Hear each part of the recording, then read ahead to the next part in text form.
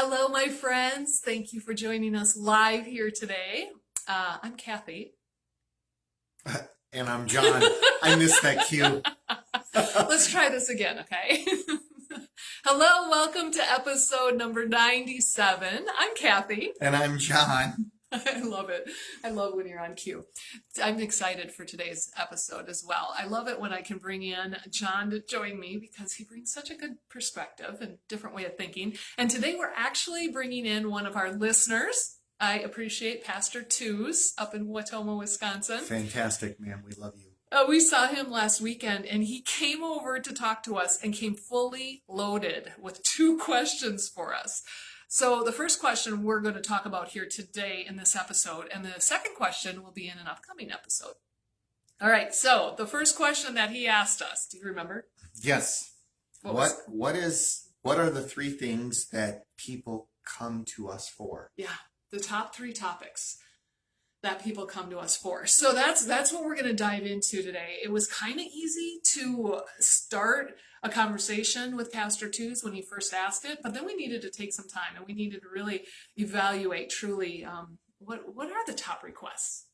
Okay, so what's it for you? If we could start off with the first request, what's one of the top things that people come to you for? So and just now my mind is really racing because there's so many things. But I think the number one observation that I make with my audience, whether it's one-on-one or in group settings, is that people don't know what they don't know. When I use the word ignorant, it's not a negative. It's not a knock on them. It's just they don't know what their future is. They don't know what they want to be when they get older. When they grow up. Yeah. They don't know what the next step is. And how do you know that that's their struggle? Do they come to you with a question or a certain comment? Well, when we do training sessions, we ask a lot of questions, right? That's the way in our mind, that's how we conduct it, is we ask a lot of questions. Then we cover information. And then we'll always ask like a cleansing question, like, have you heard of this before? Mm-hmm. Or, our action items. We always want to end our training with an action item. Okay, what are you going to do with this information? And it's crazy how, if we're talking about SMART goals or, what does success look like at the end of this year? Do you have a growth plan? And it's crazy how no one has a growth plan. Or they didn't even think about a growth plan.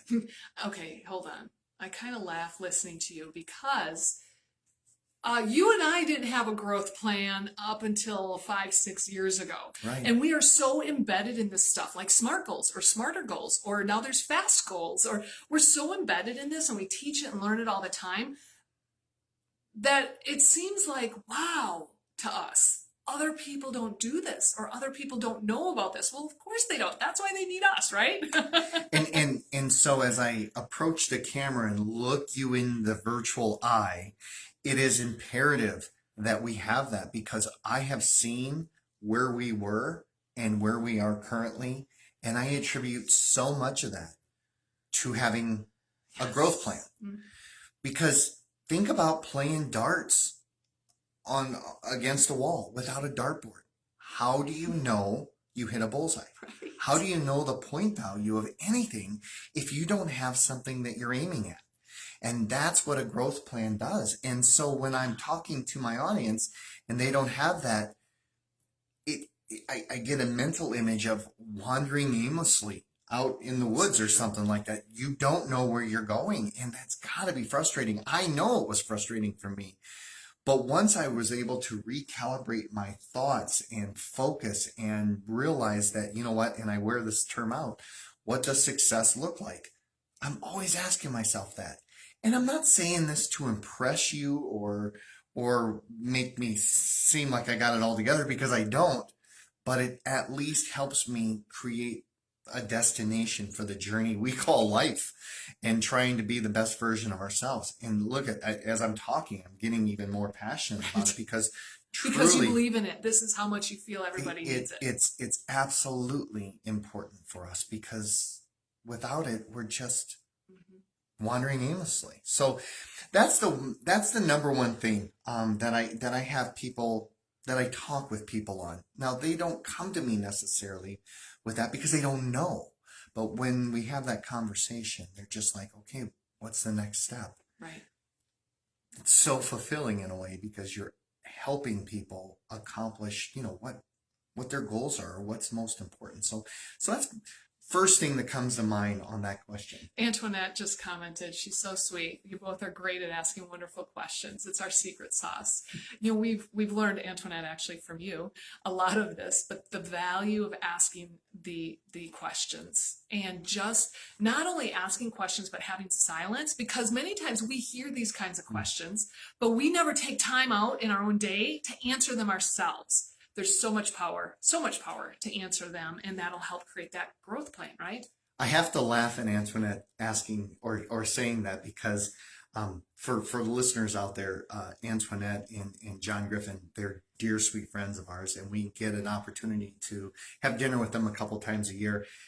So when you have like-minded people sitting around a dinner table together, It's intense. it's very intense. It like wears you out in a good way because there's so many questions that are being thrown out. They're exactly the same way, is that they're always asking some great questions, and you got to come prepared. You mentioned Pastor Tews, come fully loaded. Right. That's the way we have dinner with the Griffins, is you better come fully loaded because you're going to be asked a lot of questions. It's fantastic.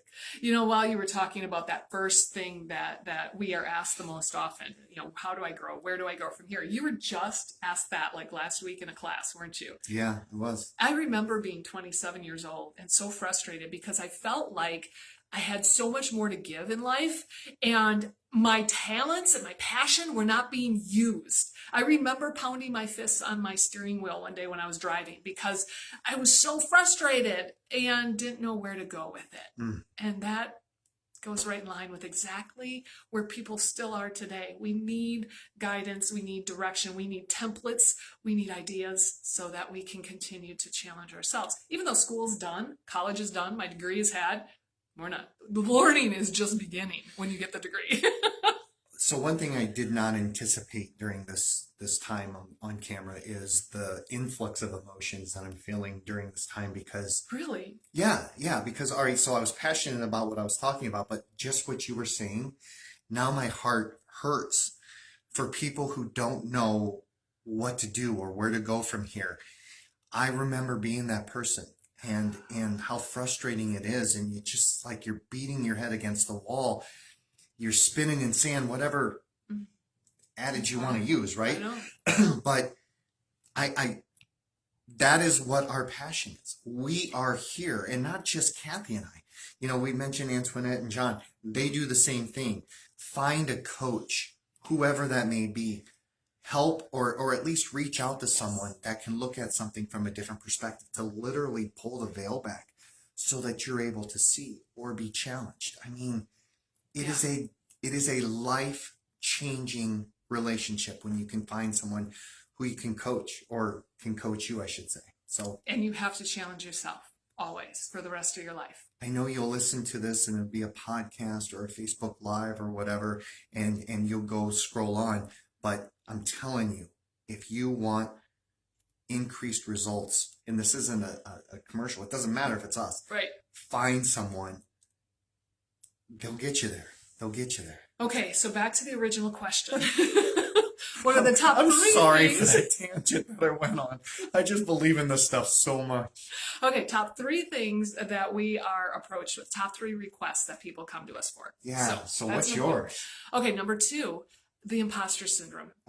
And people don't come to me saying, I've got the imposter syndrome, help me. That's not what happens. They come to me saying things like, I've been asked to take on this project. I'm not qualified.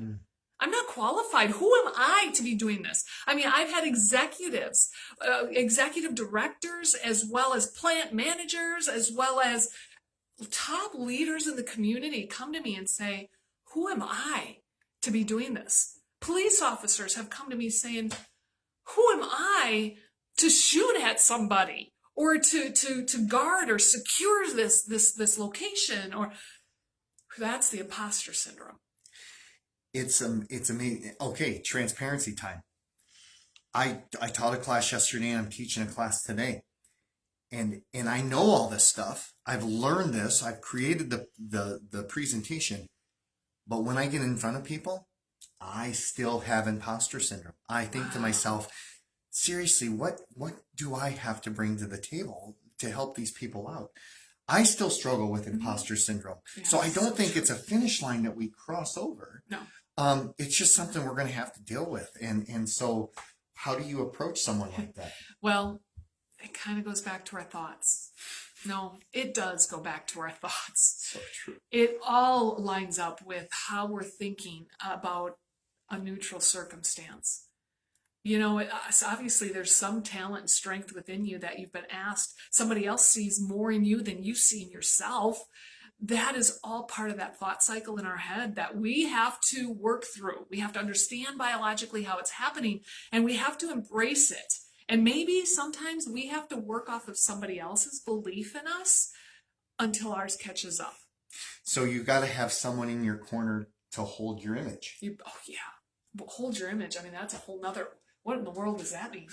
Well, okay, so there's times where we have self-doubt. I mean, I have it a lot more than I care to even admit to you guys. But nobody's excluded from that. Well, okay, hold on. There is an opposite of imposter syndrome. Maybe it's called narcissism or something. But everybody has this at some point. So nobody's exempt, and really that's okay that you have it. It keeps you humble and on track, right? I want you to think about, okay, how do you navigate through imposter syndrome when it affects you? For me, what helps me is I find the value in what I'm doing for my audience. Like in this training that I have coming up, I know that they will benefit from something that I'm going to say.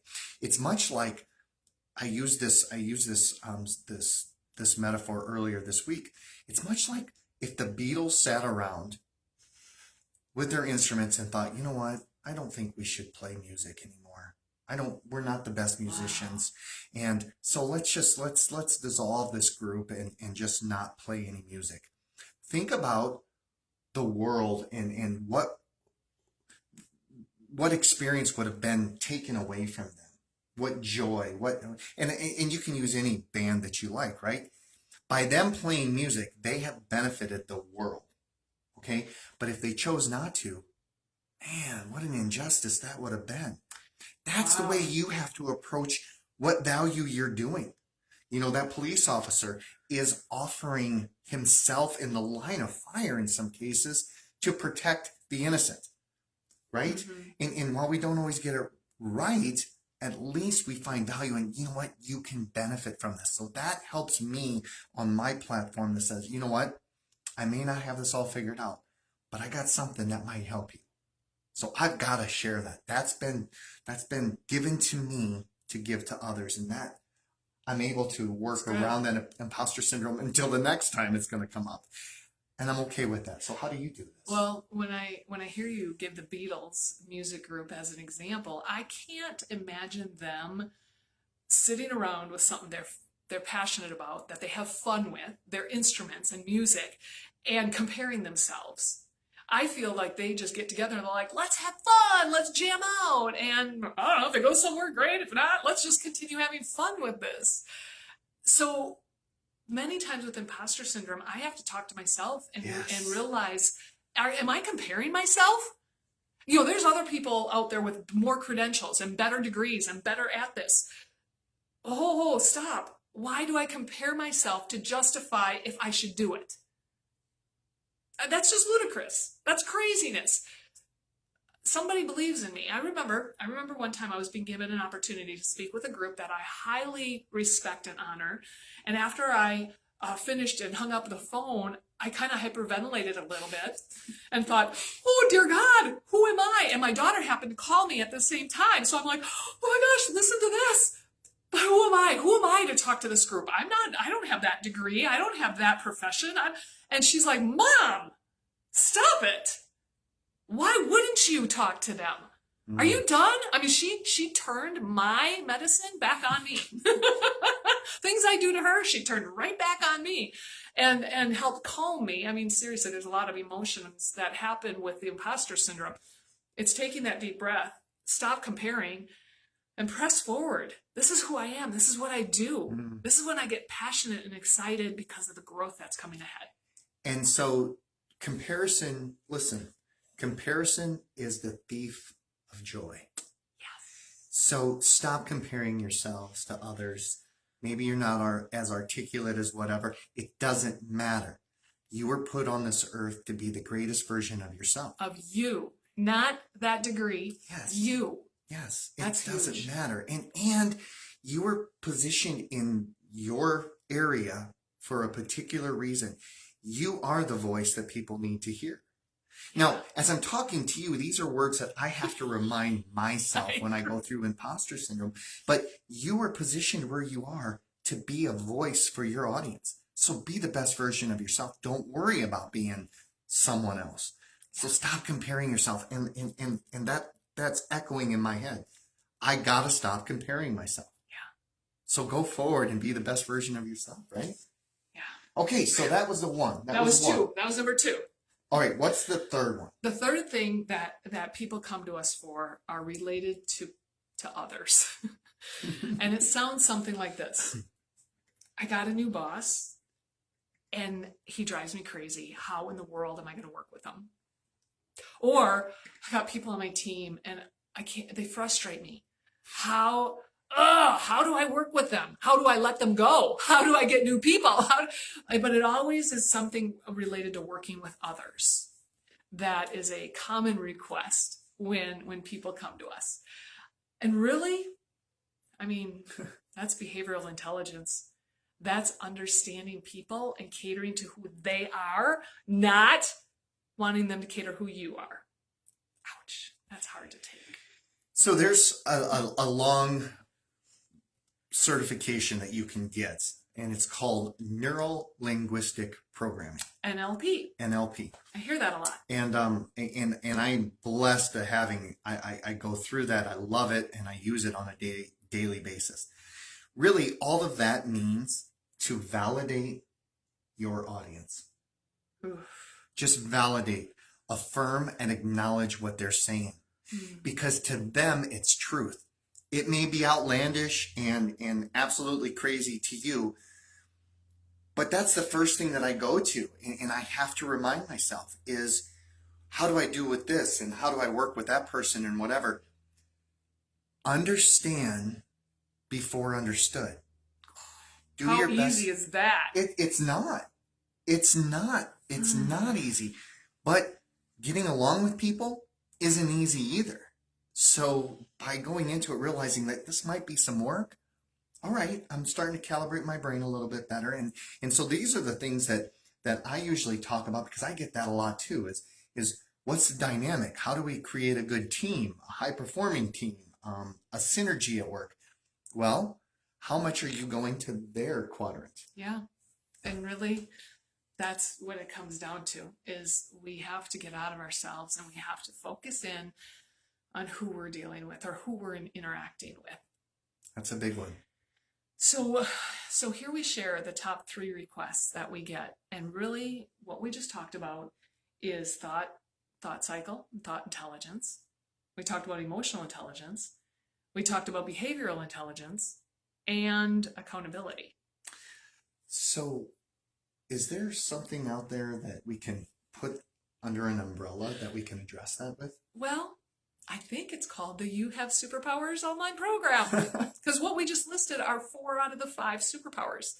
But if you have been tuning in, there's only 3 superpowers in the online program. Well, spoiler alert, there's 2 more coming in the next few months.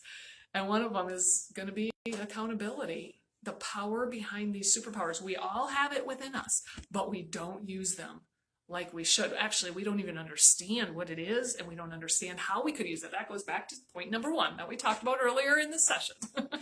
And so for the audience, I'd be very interested if you could reach out to us and let us know, because our tribe, we have a lot of like-minded people out there who are trainers and speakers and coaches.